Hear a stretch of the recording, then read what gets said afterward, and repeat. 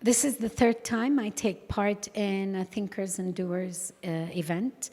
I think it's very important, whether it was in my previous job as the founding CEO of the Queen Rania Foundation, or today, even more relevantly so, as the Vice President for Growth and Regional Expansion of Luminus Education and the CEO of Luminus Plus, that we understand the responsibility of businesses and educational institutions to make a difference in the life of humanity, the employability of youth, and the road to prosperity for all those involved.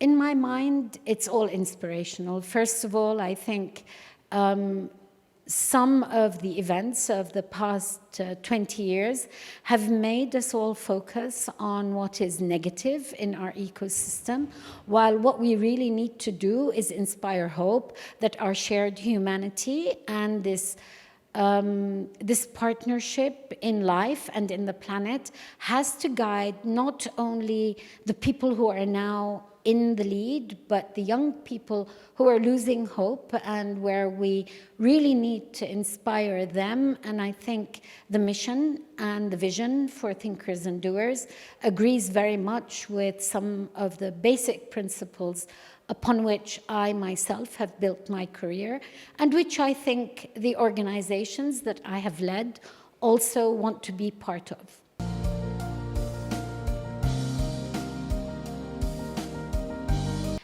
What I think is really that the Arab world shares a lot of very similar challenges, but I think the opportunities, because we have a shared history and I think we have a shared future, I think there is the opportunity here that whatever we do in one country can be replicated with a sense of refinement or a sense of add-ons or subtractions that will make it impactful across the Arab world.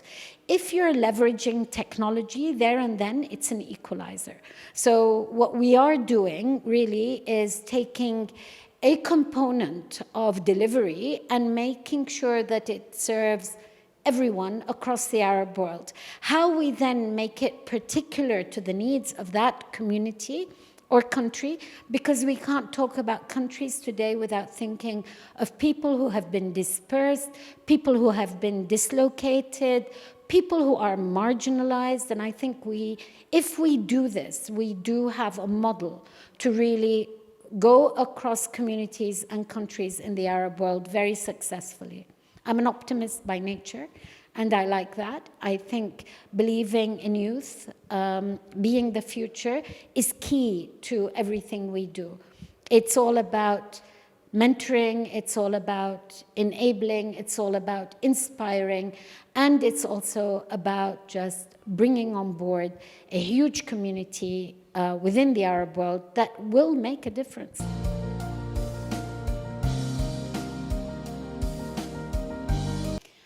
Well, I think first of all, we have to reconsider the models that we have been looking at and working with. Today in one of the workshops, we were talking about models of partnerships, and I strongly believe that instead of the traditional models of partnership we've been using, we can create new ones. So bringing together industry and education is a non-brainer. There is no future for jobs or for students, for youth, if we don't link our educational developments and our programs to employability. And growth can also not happen in these companies without talent that is fitted with the right skill sets. So I think those two, it's only natural that they come together to understand what the needs of the market are and what the needs of students are. I think the third part in this partnership is non-traditional financiers, because a lot of Arab youth today are marginalized by not having access to quality education. And the only way we can give them access isn't by asking corporations to lower the level of their profit. They need to grow. And if we understand that there is a model which is win-win-win, we know that we can get other people to help with the financing without giving the kids, the students, the onus or the burden of future debt.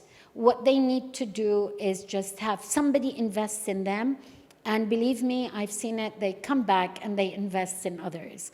So there are models out there. I think it's very important that we consider them, and we don't just look at what exists today, that we create new ways of handling employability, handling education, and making sure it serves the future.